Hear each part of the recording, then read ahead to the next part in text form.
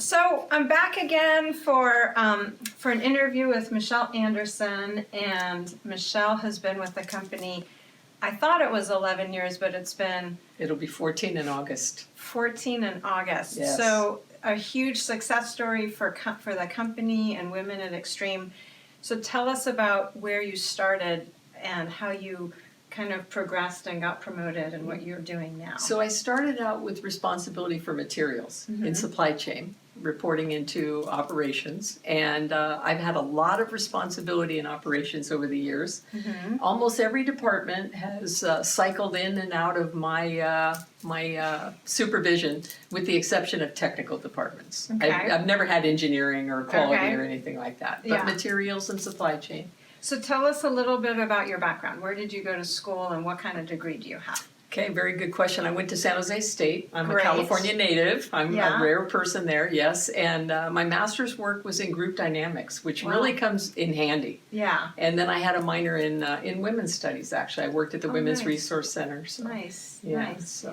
So one of the reasons why Michele is such an important asset for the company is that she has been super busy the last year and a half and really front and center for all of our acquisition work. And everybody knows that when we do these deals, we have to do a huge IT migration, and you have been in the front and center of that. So tell us a little bit about how that's been going, because I know you have probably not taken too much of a break in the last almost 2 years. No. So tell us about that. So one of the roles I've always played at Extreme is I've always been the liaison between the business and IT.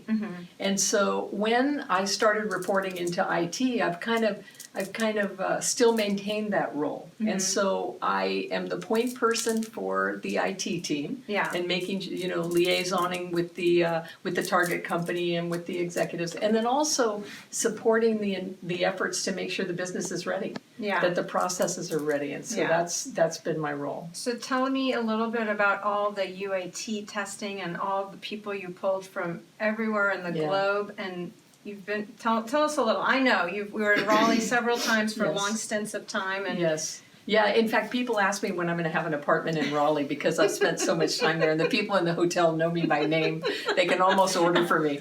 So we actually pulled in about 40 people from around the globe, Ireland, India, and we spent 2 weeks in a lockdown, basically, and testing. We did almost 2,000 test scenarios just for Avaya.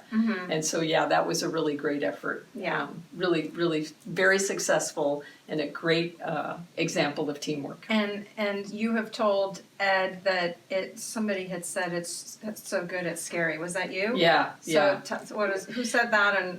Well, it's one of the things transition, the integration has been so we're good. very proud of the fact that nothing was escalated up to Ed's level, so that we actually work together as a team to get the job done, make sure that the business can run, we can book orders, ship orders, and take the revenue. And there were no significant issues that came up to Ed. Good. Yeah, so very successful. And one of the things I also wanted to ask you, so first of all, I should have asked you this up front, but you're a VP in the company. VP, I am. What's your title? Vice President of Business Transformation. And you report to? I report to Dan Adam, the CIO. And how many people in your organization? So I only have a handful of direct reports, about 5 people. Which is a lot.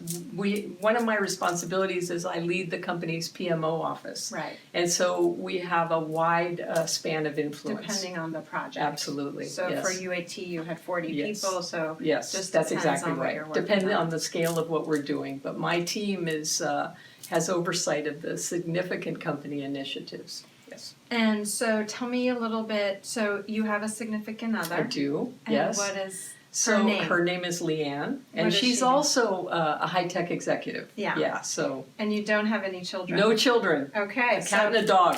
So you don't have the issues of childcare. That's exactly right. But you do have the issues of balancing between home and work and all of that. Yes, and I have to be mindful that one of the challenges of being a program manager is that the challenge is getting people to work for you who do not work for you. Right. And I have to be mindful that most of the people in the organization do have higher family requirements and a Yes. higher need for that balance than I might have personally. Yeah. And, but still, I mean, that doesn't mean that you don't have challenges. Everybody's got challenges Yes. one way or another. So Yes. one of the things that we've been talking about on these interviews is, as a woman, what is a challenge that you've come across that you've overcome that people would like to hear about? Katy, I don't know that we have enough time to answer that question. Oh, wow.